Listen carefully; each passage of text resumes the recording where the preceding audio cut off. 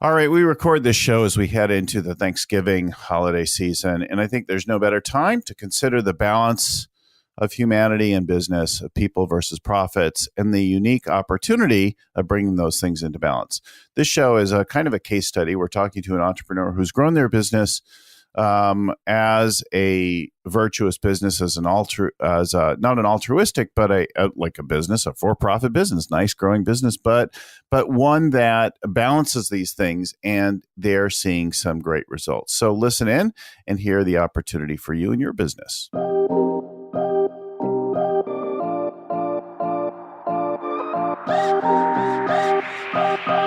Hello and welcome again to the Scaling Up Business Podcast. I'm your host and scaling coach, Bill Gallagher.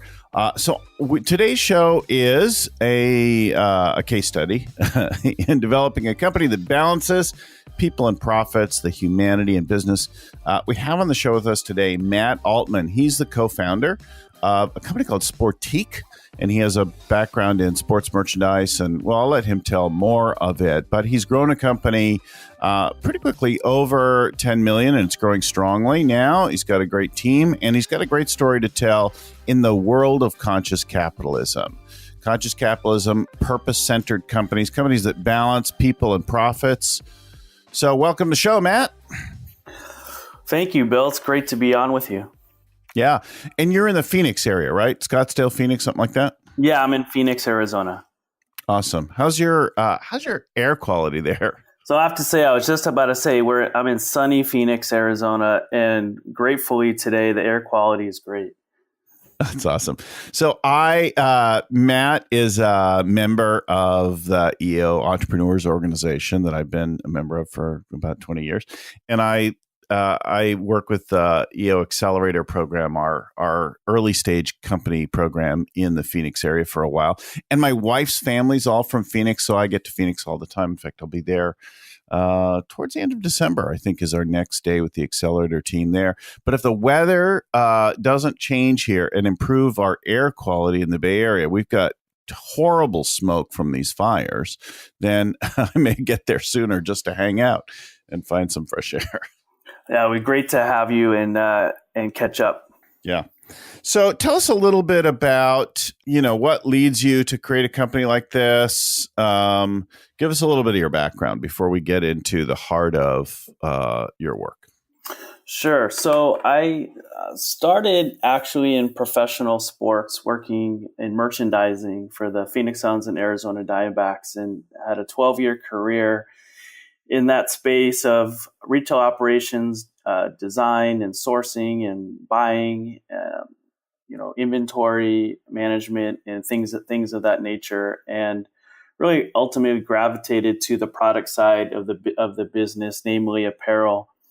And in 2005, really saw some white space and opportunity to really deliver better lifestyle apparel to what I would call the destination retail space. And my business partner at the time was in a similar phase in his career, and we really got together and really wanted to embrace our entrepreneurial spirit and start the company Sportiqe. So tell us about the early stage. How did the company go in the beginning? What did you set out to do? And take us through a little of the history of the company. How's it evolved? Yeah, I mean, it's evolved amazingly. Actually, great word, evolve. That's been our theme this year, evolve. So it kind of hits home in terms of just how we're in an evolutionary phase of the business in terms of how we're growing. But in the early stage, it was just me and my business partner really working to get things off the ground, and fortuitously was able to leverage relationships at the beginning to where we were able to get licensed with the NBA, and also be able to land the Dave Matthews Band as clients. And so those were our two entry points into the business, and it was great. But it was funny because you have a 12-year career where you're, director of merchandise and you have a full team to where you start a business, and now you're back at ground zero from, handling all the data entry, packing boxes, getting things shipped, everything, all in one, and to be able to then grow the team and grow and scale the company. It's been a great journey. I think, but from day one, there was always this notion of just, if we're gonna have a business and have an environment, how do we want it to be? What's the world that we would want to live in? And for me, there was always the notion that at minimum that people and profits be on the same plane. That how we are treating people and how we're treating the company and the health of the company, they're all integrated. Because at the end of the day, it's people that are really driving the business and making the decisions day to day, and things of that nature. Why do you think that was important? You say right from the beginning you wanted to create a company that that balanced people and profits, that took care of humanity as much as it was the business. That there's some balance that was important to there. Why do you think that is? I think in my going into the labor market and being exposed to the business I was in, but then also starting to observe and seeing how the world worked around business, it just seemed there was a lot of decisions and a lot of things made in the name of profit, but at the expense of people. And for me, it didn't seem fair, and I felt like there had to be a better way. It shouldn't always have to be about driving the stock price in the short term, but in the long term, you're not only hurting the people, you're also going to be hurting the company. And so it also instilled a long-term mindset that it's a marathon, not a sprint. That yes, we want to grow and scale the company, but to really do it in stages, brick by brick, so to speak.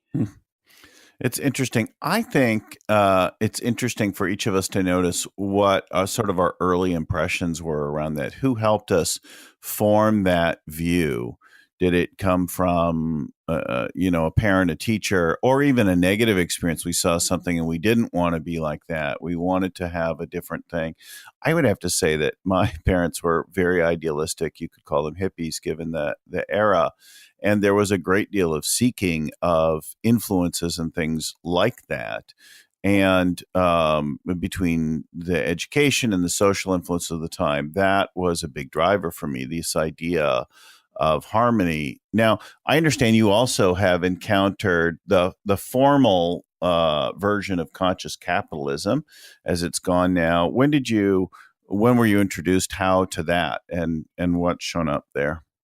Yeah, I was introduced to the conscious capitalism probably 4 or 5 years ago, and I didn't really pay too much attention to it at first because my first notion is that people are conscious, really first and foremost, not an ideology as such as capitalism.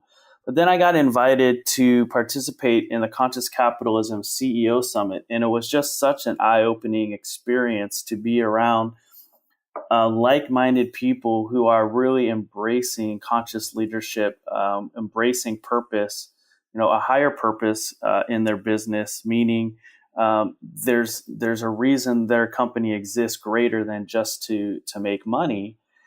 And then I really started to understand also the positive impact that capitalism has had on the global scale. And just kind of anecdotally, I'll share a story of someone that I met from Africa who basically said it was capitalism that got her village and her country out of violence and things of that, and out of poverty. So tell us about that. Where was that? Who is that? So it was in Uganda, and also the same stories. If you look at how the Fair Trade Organization was founded, it was really founded under that notion that all the aid that was being given to these villages or to these countries weren't making a difference. It was enabling people more so than putting them in a position to really learn, grow, and thrive in their life. And if Yeah. you kind of study what fair trade is doing, I think it's a great thing, because it's their whole notion of trade, not aid, has made such a difference. And there's such a give back to the villages and to the community in terms of how they're using those resources to then build their economy, to rebuild schools, rebuild buildings, and things of that nature, all from good conscious capitalism versus aid. Yeah, you may have also heard the term hand up versus hand out, right? Is another term that goes around it, that speaks to the same kind of thing, giving people an opportunity, and not just, feeding them for tomorrow. Teach them to fish, in another world, right? Or other thing. Right. So, and then you went to Conscious Capitalism. How long ago was the conference? It was 2 years ago. So I've now gone to 2 Conscious Capitalism CEO summits, and now very integrated into Conscious Capitalism of Arizona.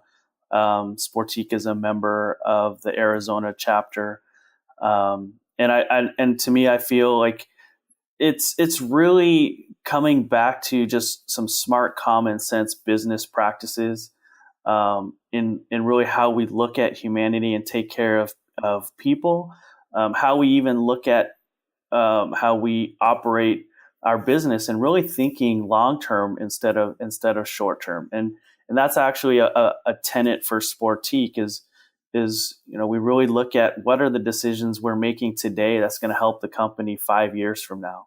So let's talk about a couple things on that, right? But before we do that, let me just remind our listeners that we did a whole show on conscious capitalism in the past with Raj Sisodia. So Raj is a founder of Conscious Capitalism. And if you want to hear a little bit deeper on that specifically, we're going to focus on your example here. But for our listeners, they may want to go find that other show, Conscious Capitalism with Raj Sisodia, and listen for more on this if it's of interest, on the formal nature of that movement, because he talks a great deal about the business benefits of it and the risk management, right? So it reduces risk while improving financial results. Let's dive into your example, because you shared some great things as we were getting ready for the show. And I think the first thing that I think would be really great, before we talk about the values themselves, talk to me about the salesperson you hired that didn't really fit your culture and the cost of that. I think one of the big things around conscious capitalism is culture, and culture is really around values and behaviors. And there was a point as we were growing the company, we wanted to enter into a new market segment. We wanted to get into more boutiques and more traditional retail outlets. And so in doing so, we really found somebody who was a high performer. He had years of experience, years of working in that space, and had a network of people to really get in and grow that space quickly, and get in front of the right decision makers. And so in the short term, that's what happened. The business grew. We saw revenue spike, but what was happening is this person was really not a good culture fit. And until you kind of live that and you see really what that difference is, and how that I've kind of used the analogy that if you have 10 people in a room and one person has the flu, those 9 people cannot help that one person get better. But that one person with the flu can actually get all those 9 other people sick. And so really kind of you understand that conceptually, but then when you kind of live it, and then you like, wow, okay, and you have to make some of those decisions then around people. But once we made that decision, and we also made a pivot out of traditional retail, it really flipped the company very quickly into a much positive arena. I can just to come along. I have what feels like, I'm sure it was different, but it feels like the exact same thing. I'm a coach for a long time, but I've also been involved with 6 companies of my own. So had 6 companies of my own as CEO, and then was a senior exec in 2 others. So I've been down this road a little bit.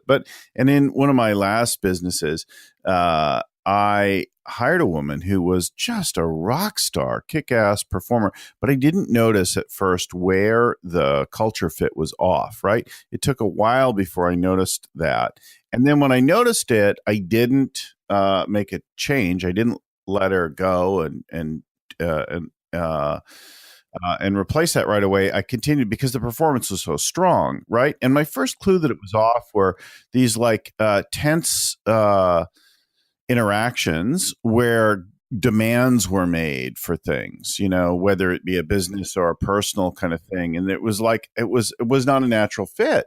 And yet I loved some aspects of the whole thing. Well, ultimately the problem was that the person who didn't fully share our values, didn't embrace and fully share the values and the history of the company, was mis-selling us. So was selling us under whether it was false or just what they believed and held. I don't know that it was done intentionally, but the market, the people that they had expanded us into, were expecting something different from us. And as a result, those people soon became unhappy. It took more than a year later, but they became unhappy. And especially as that salesperson eventually left and wasn't there to sort of assuage them, to make them feel better and like that, just to push them along further, they all left. And they left not, and the business went down, but they left our business relationship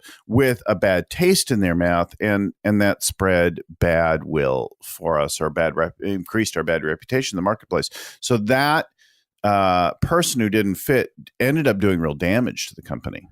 Right. Yeah. And I let that happen because I hired them. I kept them there. I mean, it's really ultimately my responsibility, not theirs. Yeah. So 2 things come to mind in hearing your story, and even me expressing mine. Well, one, the learning that you get from that.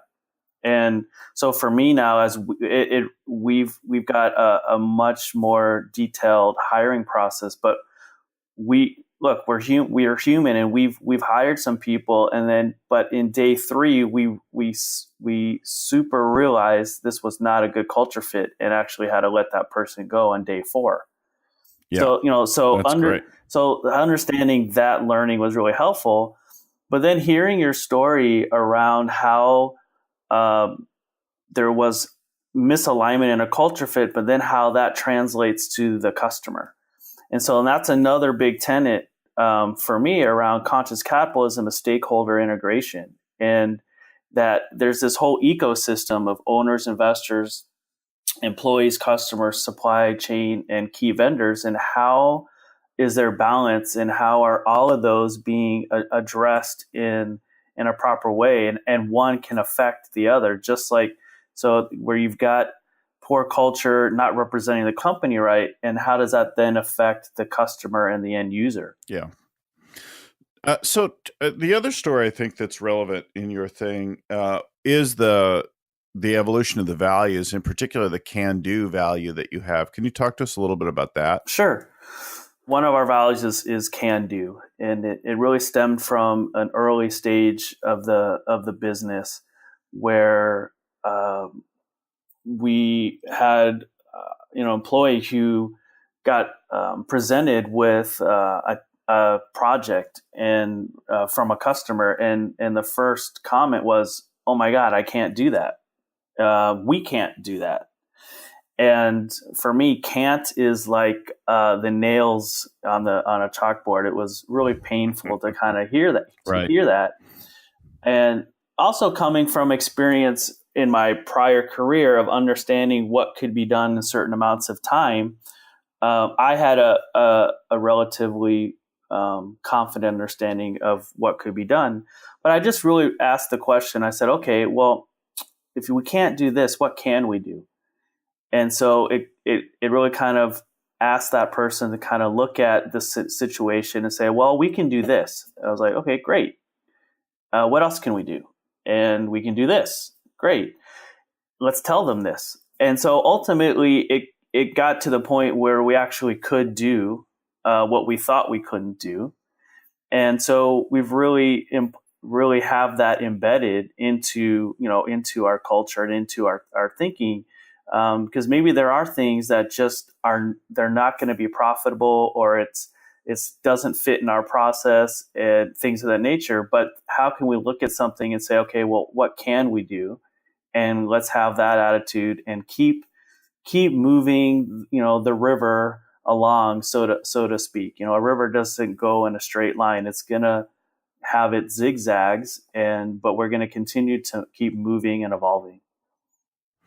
Do you have a purpose statement for the company? To make people comfortable. Mm-hmm. That's not a bad one for clothing, especially performance clothing, right? And it's more so, and so it really goes back to people. I think fundamentally every single human being on this planet wants to be happy and they want to feel good. And we're really wanting to answer that call around comfort. And whether it's in the products that we make, which is first and foremost that our products have to feel good. The fabric has to be good to the touch. The fit and the feel have to be great. But how we are interacting with people, how we're interacting with our clients, how we're interacting and setting up our processes, all in the name of comfort. And so it's interesting because as we're growing, processes that worked before don't work today. And so there's discomfort. So then you got to, how do we evolve to get back to a more, comfortable space that's sustainable? So what are the big message? What are the things that you want to share with other entrepreneurs, either wanting to begin a more intentional culture of conscious capitalism, or the balancing of people and profits, the humanity with the business? What is it that you would say to them as they begin this process, or improve if they're already at work on this? Well, I think if you're starting, and if you have started and you haven't addressed your why, like why does the company exist?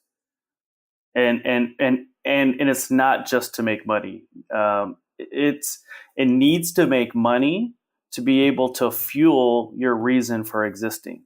So understanding what is that why, what is that purpose, so to speak, and then really look to create intentional values and behaviors that you would like to see in your environment. And so this is where conscious leadership really comes into play, in really taking a look at self, at you as a human being, and what you're wanting to create intentionally around your company, and how that is going to affect the people that are touching your company, whether it's an investor, a financial institution, to the customers and employees that you are going to bring on to your team.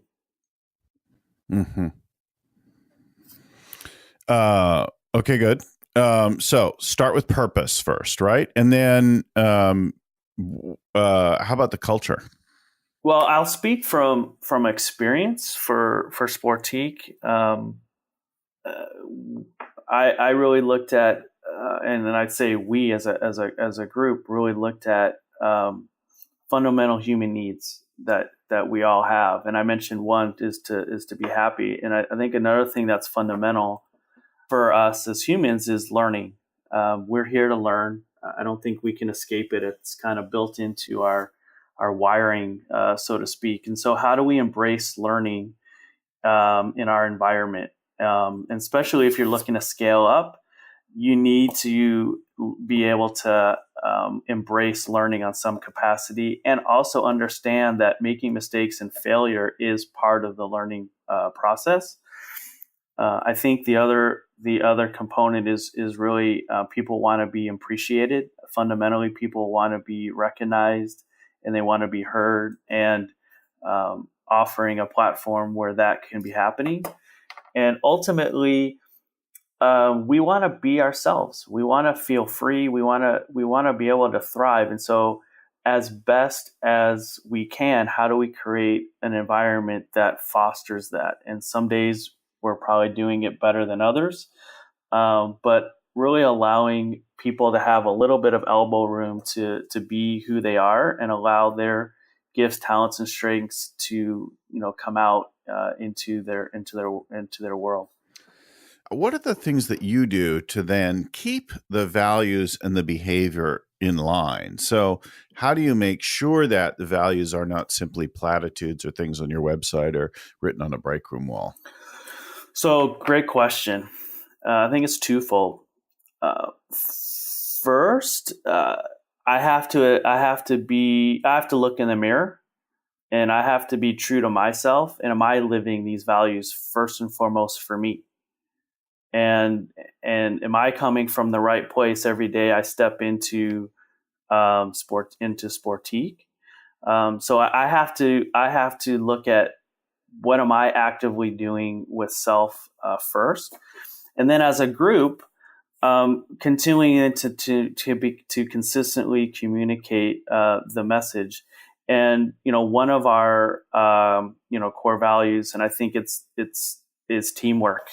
And that has been the cornerstone for us, for the longest time is we get it done with teamwork. That yes, we are independent, but we need community, we need teamwork, and it takes each person to really work together to get things done. And so we've done discussions with the team in terms of what does a good team member look like, what does good teamwork look like, how can we recognize it, how do we continue to foster that. And a lot of that has to do with just having each other's back, supporting one another, and I think that's been a really important thing at Sportiqe. So I think people know that we're looking out for what's best for the company, and we're looking out what's best for each other as such.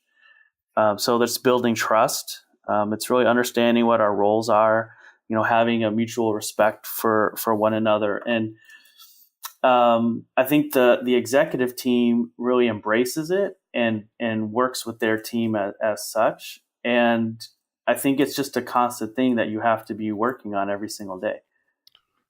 So I like to say from the Michael Jackson song, right? To work on the man in the mirror, the person in the mirror. Do you also have any system of rewards and penalties? Are you doing any recognition for values adherence? And is there any penalty?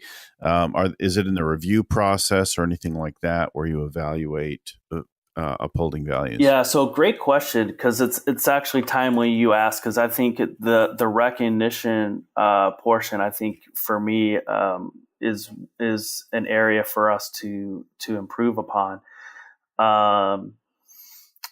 We meet as a group monthly, and so there is recognition. I think there's a lot that happens day to day with people complimenting one another, but I think recognition is really important, especially around the realm of inclusivity and really creating an inclusive environment and celebrating the wins.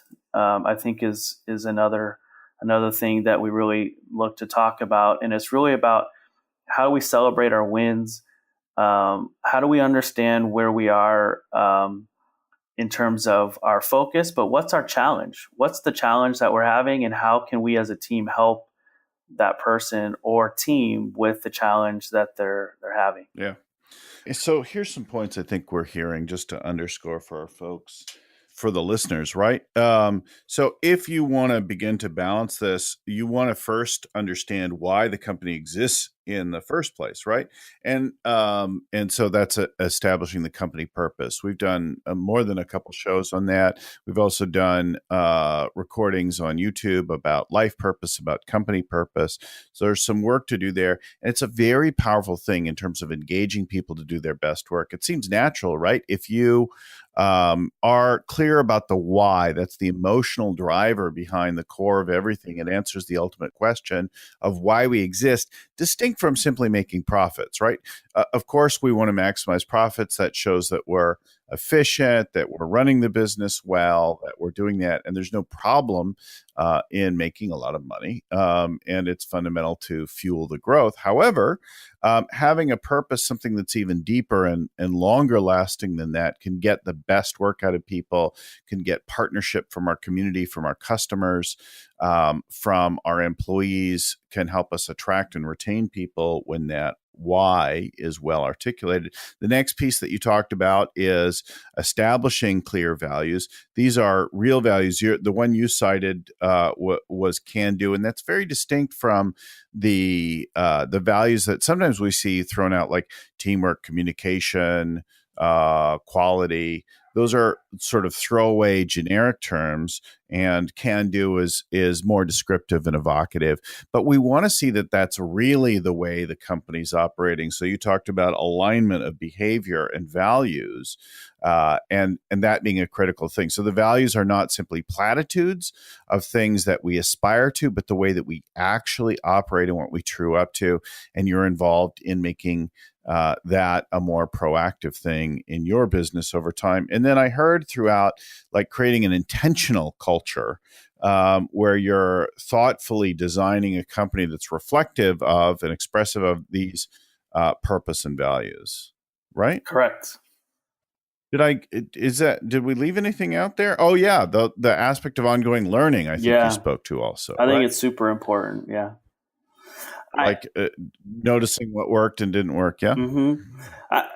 I kind of want to touch upon something around purpose. I heard something last week. I had the opportunity to attend an exec ed program at Harvard through EO. And one of the things, the Entrepreneurial Masters program? No, this was a new program that EO put on at Harvard. It was around strategy. And there was a lot of lot of learning around culture, though, as well. And one of the things that kind of stood out was really around purpose, like shoot for excellence, shoot for and for me, I kind of resonated for us, like shoot for quality and shoot for purpose. And if you're shooting for money, you're never going to hit that target. But if you're shooting for excellence in everything that you're doing, the money is just going to follow. But if you're shooting for money, you're not going to get there. And the example that was kind of given is back in the day, what ships that would come in, if they were looking for the shore or looking for, they would never get to it. The whole objective was, though, to look for the lighthouse. So they focused on looking for the lighthouse, going towards the lighthouse. Then you would see, the shore. And I think that was a big takeaway. And I kind of look at it relative to purpose is really have that purpose, have those values, shoot for excellence, shoot for that area, and the money will follow. Well, that's probably a good place to end the show. And a great reference to a couple related things. So first of all, we did a show with Tom Peters, whose name is synonymous with excellence. So go find Tom Peters, one of the all-time great business gurus. And so look for the Tom Peters show on Let's Be Excellent. So there's that one. And then there's the notion of developing purpose there and anchoring that and reaching for something extraordinary. I think that's a powerful motivator for folks when you engage it right. And of course, we've done some shows on that as well. So Let's remind folks that your company is Sportiqe. That's Sportiqe. There's no U in there. And Matt Altman is co-founder of the company, and I want to thank you so much for being on the show. Of course, we'll put Matt's name and the company name, the link in the show notes, so you can find it right there if you want to go check out, learn a little bit more about Matt and his company. Matt, thanks again so much for being on the show with us today and joining us. I want to remind also our listeners that we bring a show like this every week to you on the subject and all things related to scaling up and growing the company and developing yourself as a leader in the process of growing and scaling your business. So we're back here every week. And if you'd like all of our, I don't know how many, 126 shows or something like that we've done so far, you can find all of those at our website, scalingcoach.com. We've got those. And you can also subscribe. We'll send them out to you so you don't have to remember to go get them. You can find our podcast wherever you get podcasts. And we've got that. We've also got a free downloads there of some of the tools and worksheets that we use in the scaling up process. And you can get a copy of the book there.